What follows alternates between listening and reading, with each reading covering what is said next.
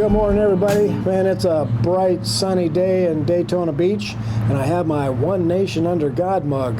That's bound to twist a few liberal tails. If you want to get your day started right, do something to hack off the liberal left.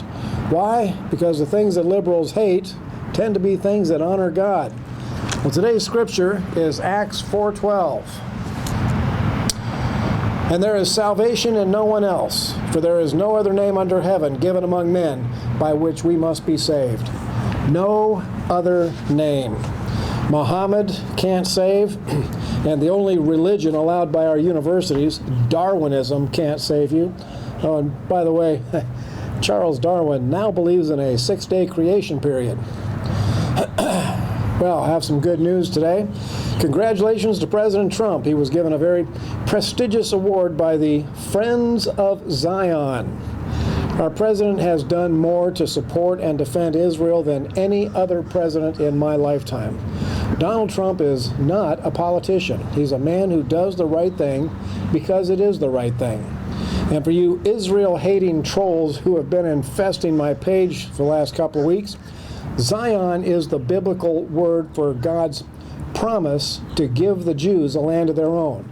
Israel is the fulfillment of that promise, and Zionism is simply good men and women who stand strong for God and His Word. Oh, by the way, hello to Lizzie Yosef, one of my new Israeli friends. Lizzie sends me encouraging notes on my videos quite regularly, and that is much appreciated. Shalom, Lizzie. All right, let's see. Here in the USA, Christians have had a pretty easy ride for a long time, but I am concerned that that's about to come to a screeching halt. The forces of anti-Christian persecution are rising up in the USA, and the number one threat to the Christian church in America is the militant homosexual movement.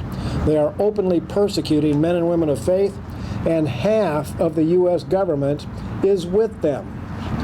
I expect to see a wave of violence coming from the militant homosexuals very soon. And speaking of violence, the number 2 threat to the church in the USA is Islam, the most violent false religion in the world. Now, so far they've been pretty quiet, no doubt following Muhammad's command to, quote, be a friend to your enemy until you are strong enough to crush him. And you know what happened in Sri Lanka, that terrible bombing, multiple suicide bombers attacking Easter worshipers, Christians in church, killing over 300 of them, I believe? Well, make no mistake about it, things like that are planned for the USA. A friend of mine sent me a note after that bombing saying, it's time for another crusade. Well, that is exactly, excuse me, what Islam is trying to trigger all over Europe. But sadly, Europe is now governed by girly man pansies, and so is Canada, by the way. Do we the people still have the fighting spirit to defend this nation? I believe we will soon find out.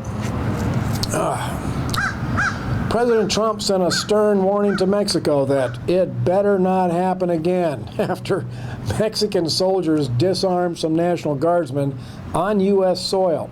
The Guardsmen were south of the border wall, and apparently the Mexicans didn't realize that U.S. soil extended way south of the wall itself. And once they realized their screw-up, the Mexicans returned the weapons. A salute to the cool heads of the National Guardsmen who defused what could have been a deadly disaster. And now, because of the Mexican screw-up, President Trump is sending more heavily armed troops.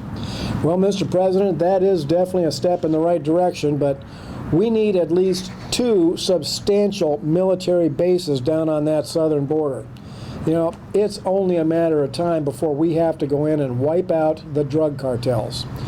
Unless, of course, the Democrats win the White House, and then they would immediately go back to protecting the heroin and cocaine routes. Gotta keep those drug cartel donations coming in. 12,400 Boy Scouts raped and assaulted by homosexuals in their ranks. Don't say that we didn't warn you. Question is, Do you Democrats even care about that anymore? You know, as the USA becomes more and more like Sodom and Gomorrah, the closer we get to God's judgment falling on this nation like a sledgehammer.